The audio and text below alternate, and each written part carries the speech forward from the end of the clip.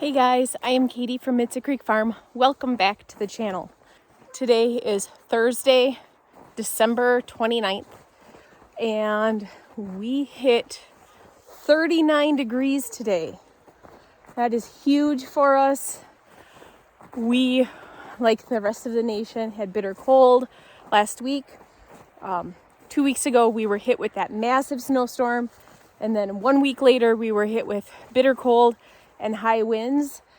And we survived, we made it through, and now, believe it or not, it is foggy out because it is warm and the snow is cold and it's creating this fog. It's beautiful. We lost tons of trees in the storm that we had. We did not get hit with the bitter cold and wind as much as we thought we would, which is wonderful. My parents lived just a few miles away, and it was extremely windy at their house, but we had kind of like a little bit of protection around us. So I'm very grateful for that. Even with the high winds and storm that we had, we still had tons of snow in the trees.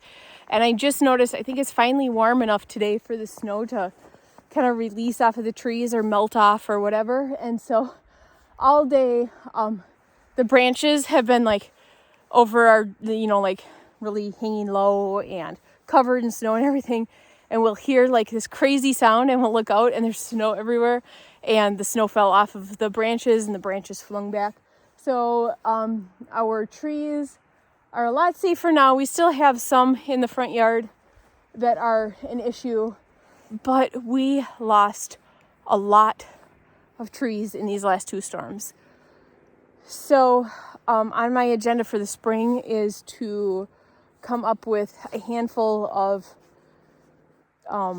trees, a good variety of fast and regular pace growing trees for our area that would create some good windbreaks for us and would kind of create a good wind barrier and privacy screen, because we can really see the neighbors in the horse arena now, and we never could before.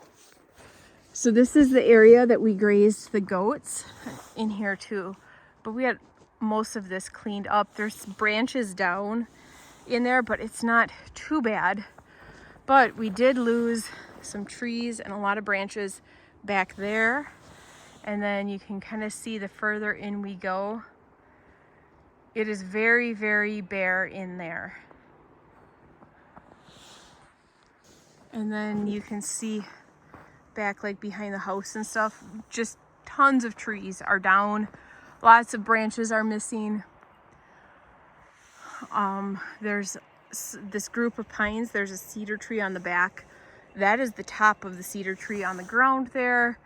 You can see a lot of branches are broken. And all of Beck's little tree forts and stuff that he builds. And then over here, you can see there's still a lot of snow there, and that's held up because of that pine tree is hung up in this Siberian elm. But we have been losing lots of branches out of those as well. So it's a good thing that I got my degree in permaculture design last year. And so now I kind of have some ideas. I want to do a little bit more research on tree varieties, but a lot of these trees are not going to last much longer. Owen is officially at his new business. He's officially like starting his new work hours and all of that, because he opened right as we were open down here at the Stone Coop. And so his hours were kind of inconsistent for the first couple weeks because of the holidays. So this is the first week that he is officially open his regular hours. And so I'm trying to get in that rhythm of, okay, chores need to be done. We need to get up and chores need to be done, and school and all of that, even though technically we don't have school. Just trying to keep things going and get in this new rhythm of life. I am all about finding that rhythm and finding the consistency and finding the schedule and sticking to it. Otherwise, it gets too chaotic too quickly for me. So you can see we have some Christmas trees in the pasture. I believe we had 6 left down at the stand. And then some of these are from Christmas trees that people have dropped back off when they were taking their Christmas tree out. And so you can see the calves are overeating off of them. The sheep are less than impressed, and the goats and donkey are not impressed right now. But they will be. They will be when it's nothing else to eat other than that and hay. So I had somebody who was watching my videos on the high tunnel message me some questions. So I'm on my way down to the high tunnel. And I have not been in here for a very long time. In fact, I couldn't even take this apart this fall because we had too many things going on, too many people in the hospital. And so I am going to go in here and just kind of come up with a plan. Owen took out the irrigation. Owen and his mom, I believe, took out the irrigation, pulled up the ground cover from outside, but they left the ground cover and stuff on the inside, which is fine. But I need to come up with a plan. We're supposed to have some nice weather continue for about the next week or so. And so I want to, if it's sunny out, I want to be able to come down and work down in here. And that is if I can get in there because of this snow. This is as much as I can get the door to open. I'll have to shovel that out tomorrow. And we also need to, the snow is really heavy. It's actually supposed to be raining tomorrow too. But the snow is really heavy. So I want to get the sides cleared of the high tunnel now that we have no snow for a little bit.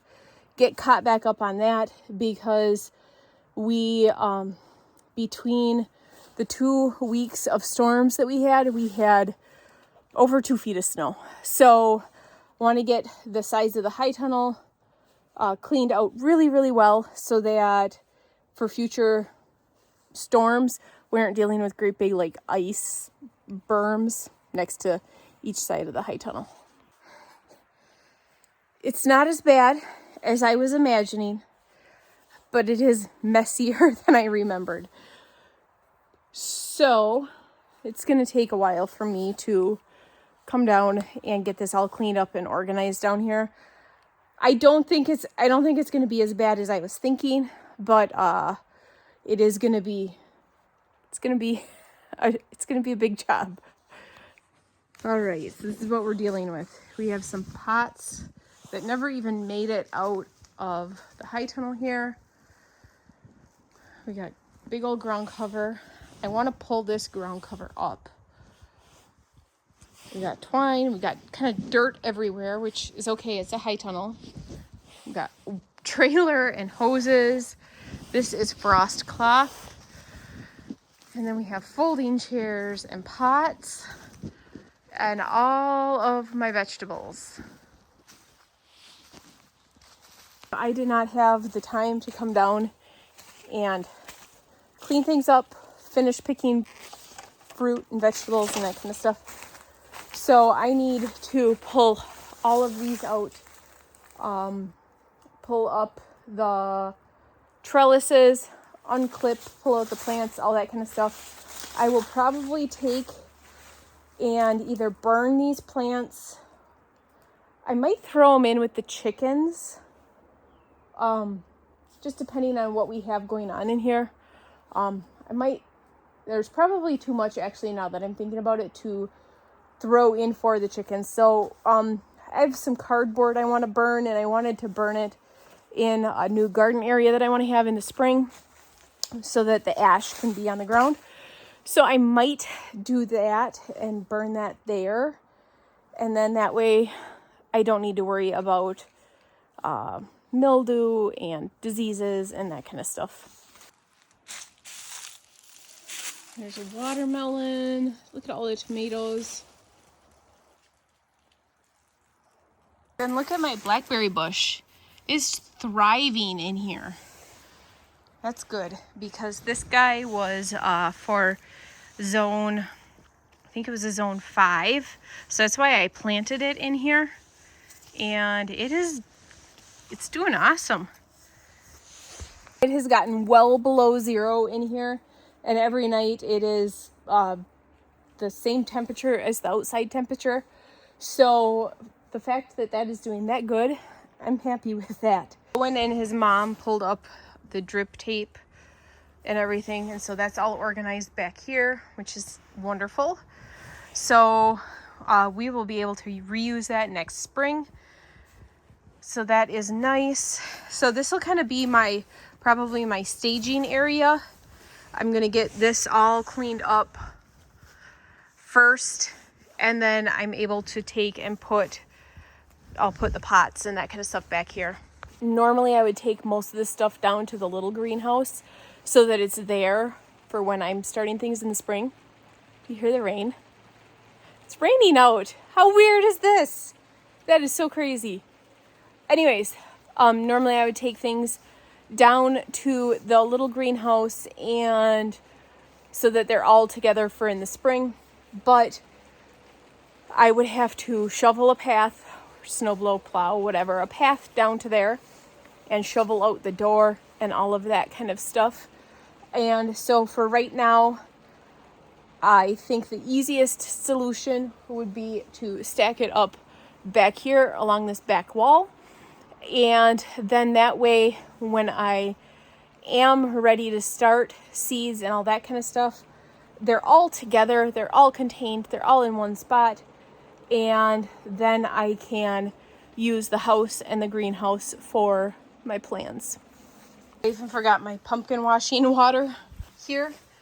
So that obviously is now frozen, but I want to get this dumped out and scrubbed up so that in the spring I can use this and put dirt in it so that when I'm potting things, it's available here and it's higher than being on the ground in the big tubs. I just know it's going to get colder this winter, so if I do it like today or tomorrow and it's supposed to be nice and warm, the sides will be melted so I can pop that ice out of there, is my thought. So you can see that it was really like I didn't have the time for down here this fall, and that's okay because family comes first, health comes first. This had to take the back seat for everyone's sake, and so now I just have to clean up and start with a blank slate in the spring. Here are the straw flowers that I had transplanted last summer. They are so pretty. I definitely want to grow these again next year. They are beautiful.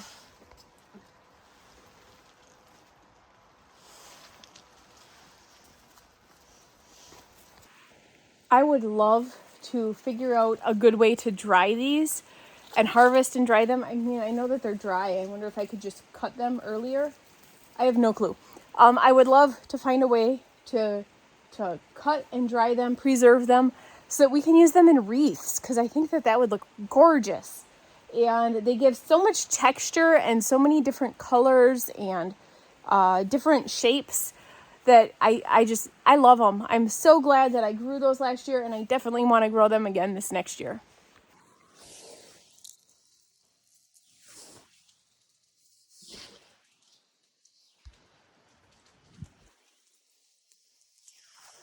And then look at these yellow ones back here. These were the ones that were yellow and red. Those ones are brown now, but there's red. These ones are still kind of alive. That's cool. I'm gonna pick these. I gotta go find my clippers. That's really cool. All these were hot peppers. These were jigsaw hot peppers.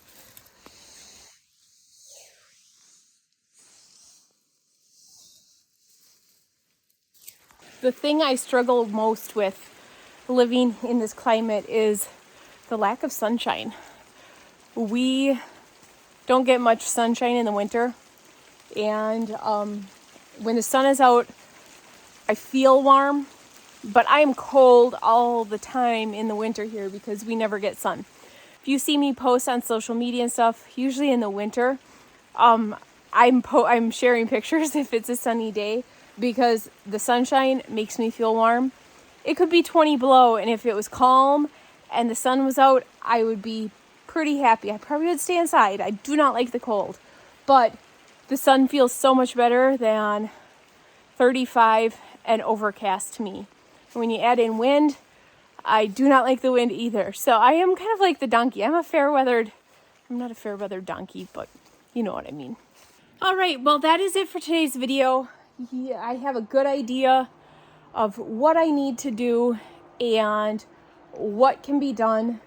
I think to start, I'm going to organize the electrical pieces that are up kind of right where I'm standing, because my dad and I were working on the electric this fall. After it had been installed, we had run a couple lines to the stone coop and to the greenhouse. You probably saw that in previous videos. And then once that is done, then I can go in the back and I can start clearing that area so that I can move like the pots and that kind of stuff to the back and start getting everything organized. My goal is to have this area here like super clean, super open, and to get all of that ground cover and all those plants out of there. If I could have it by Wednesday of next week, so that would be a week from today, then that would be absolutely wonderful, and it would give me a good start to the new year. So that is it for today's video. Thanks for tuning in, and we'll see you guys next time.